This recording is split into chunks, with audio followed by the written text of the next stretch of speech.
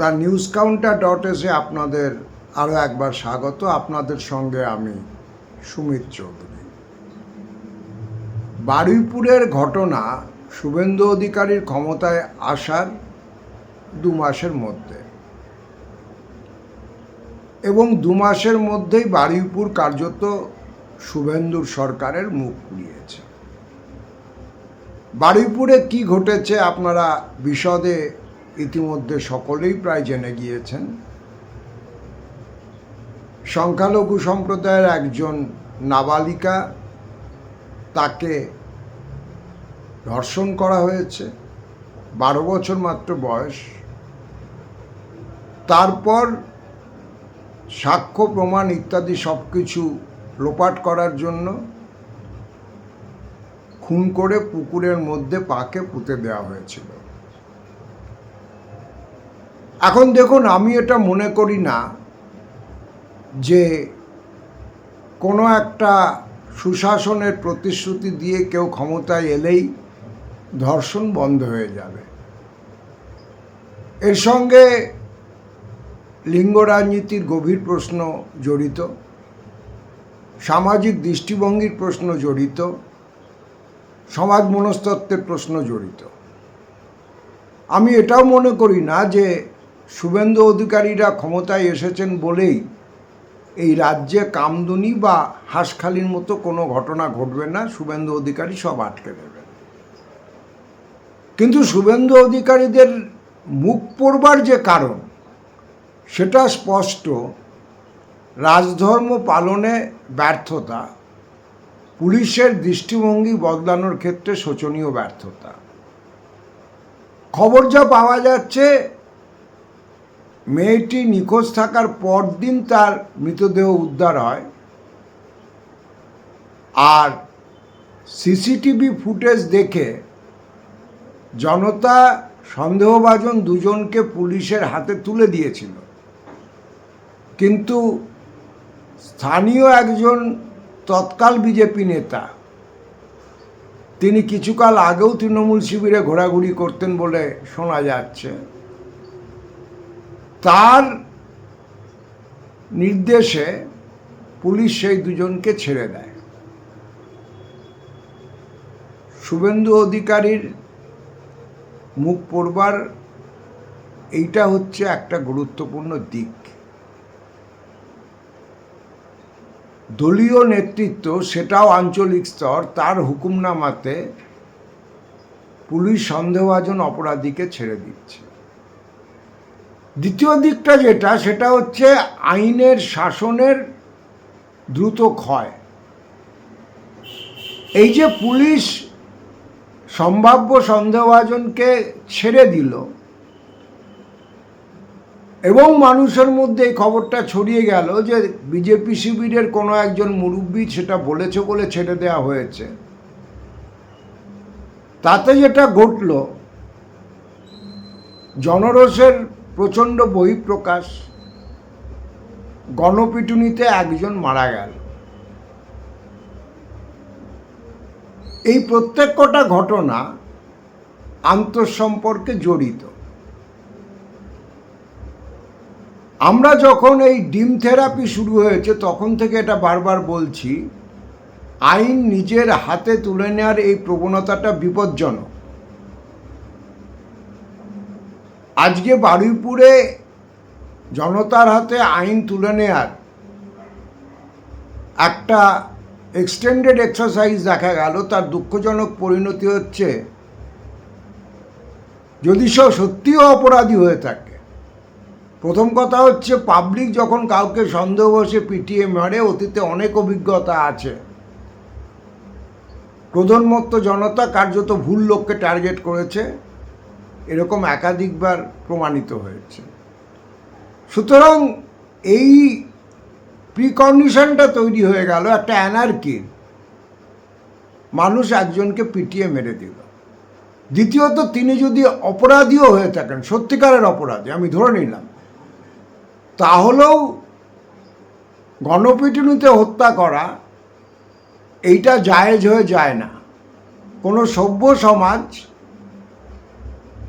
কোনো গণতান্ত্রিক সমাজ কোনো ন্যূনতম বোধসম্পন্ন সিভিল সোসাইটি এটাকে অনুমোদন করতে পারে না। কিন্তু এটা কেন হলো হচ্ছে এই কারণে যে শুভেন্দু অধিকারীর পুলিশ যথাযথ তৎপরতা দেখাতে ফেল করলো, এবং যেটা অভিযোগ এবং অত্যন্ত গুরুত্বপূর্ণ অভিযোগ, স্থানীয় বিজেপি নেতৃত্বের সুপারিশে জনতা যাদেরকে চিহ্নিত করেছিল প্রাইমারি ইনভেস্টিগেশনের মধ্যে না ঢুকে তাদেরকে ছেড়ে দিল। বাকি যা যা ঘটেছে আপনারা দেখেছেন। দিলীপ ঘোষ গত পরশুদিনই দেখছিলাম কোথায় বলেছেন যে বিজেপিরা যেখানে যেখানে ক্ষমতায় আছে সেখানে সেখানে সংখ্যালঘুরা প্রচণ্ড সুরক্ষিত। দিলীপবাবুর সেই বাইট এখনও সমাজ মাধ্যমে ঘোরাফেরা করছে, 48 ঘন্টা পেরোলো না, শুভেন্দু অধিকারী সরকারের 60 দিনও ঠিকমতো পেরোলো না, তার মধ্যেই এই ঘটনা। একটি সংখ্যালঘু মেয়ে নির্মমভাবে ধর্ষিতা এবং নিহত হলো, নাবালিকা। শুভেন্দু অধিকারীর মুখ পড়বার মূল কারণ এইটা, রাজধর্ম ডেলিভার করবার ক্ষেত্রে ব্যর্থতা। পরে যা খবর পেলাম যে একজনকে, সন্দেহভাজন একজন অভিযুক্তকে পুলিশ গ্রেপ্তার করেছে। তারপরে বিজেপি শিবিরের সংবাদ মাধ্যমের একজন মুখিয়া ব্যক্তিত্ব মহুক রঞ্জন ঘোষ দেখলাম তার ব্যক্তিগত অ্যাকাউন্টে বলেছে প্রয়োজনে জমা দেখানোর পর খরচ করে দেয়া হোক। আমরা এই এনকাউন্টারের যে নীতি এটারও তীব্র বিরোধী, কারণ পুলিশই যদি বিচার, প্রশাসন, আইন সব কিছু দেখতে শুরু করে, তার কথা মতো যদি এনকাউন্টারের ফরম্যাটে লোকজনকে এলিমিনেট করা শুরু হয়ে যায়, আমি আবারও বলবো সেক্ষেত্রেও একটা সভ্য সমাজের ভার্টিক্যালসগুলো কোল্যাপস করতে শুরু করবে। অ্যাপারেন্টলি এই খবরটা সত্য ছড়িয়ে দেওয়া সহজ হবে যে এনকাউন্টার করে একজন ধর্ষককে শেষ করে দেয়া গেছে, কিন্তু সেটা আগামী দিনের পক্ষে অনেক বড় বিপদ সংকেত। আর এই অনুষ্ঠানে ঢোকবার কিছুক্ষণ আগে আমি কুণাল ঘোষের টুইট দেখছিলাম। তৃণমূল কংগ্রেসের সাধারণ সম্পাদক কুণাল ঘোষ অভিযোগ করছেন যে মমতা বন্দ্যোপাধ্যায়কে তিনি চাওয়া সত্ত্বেও ঘটনাস্থলে যেতে দেওয়া হয়নি, তার বাড়ির সামনে পুলিশ দিয়ে আটকে রাখা হয়েছে। এই অবরোধের রাজনীতিগুলো কার্যত শাসকের মুখ পোড়ায়। যখন শুভেন্দু অধিকারীদের নন্দীগ্রামের থেকে বিভিন্ন এলাকায় যাওয়ার ক্ষেত্রে বাম সরকার আটকে দিয়েছিল, আমরা বিরোধিতা করেছিলাম।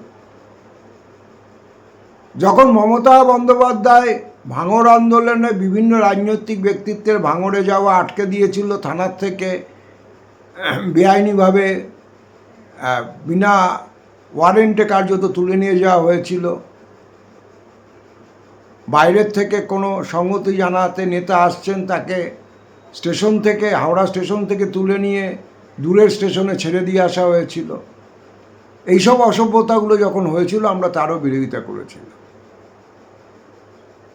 সুতরাং আজকে একইভাবে মমতা বন্দ্যোপাধ্যায়ের যাওয়ার চেষ্টাকে যখন শুভেন্দু অধিকারীরা পুলিশ দিয়ে আটকে দেন, আমরা সেটারও বিরোধিতা করি। আমরা মনে করি গ্রাউন্ডে দাঁড়িয়ে স্বচ্ছ সৎ প্রশাসন তৈরি করা, যারা অন্তত কোনো রাজনৈতিক মুরব্বির কথায় এই ধরনের হেনিয়াস ক্রাইমে অভিযুক্ত লোকজনকে ছেড়ে দেবে না, তাহলে পারে মানুষ প্রশাসনে আস্থা ফেরত আসবে, মানুষ আইন নিজের হাতে তুলে নিয়ে কাউকে গণপিটুনিতে মেরে ফেলবে না, এবং পরে ড্যামেজ কন্ট্রোল করবার জন্য শাসক শিবিরের কোনো সাংবাদিককে এনকাউন্টারের পক্ষে যুক্তি সাজাতে হবে না। কারণ প্রতিটা ঘটনাই শেষ বিচারে কার্যত শাসকের মুখ পোড়ায়, সেটা সিংহাসনে যেই থাকুক না কেন। দ্য নিউজ কাউন্টার .s-এর প্রতিবেদন এখন এই পর্যন্ত। আমাদের কমেন্ট বক্স খোলা থাকে, আপনারা আপনাদের মতামত অবশ্যই জানাতে পারেন। দেখা হবে পরবর্তী এপিসোডে। সকলে খুব ভালো থাকবে।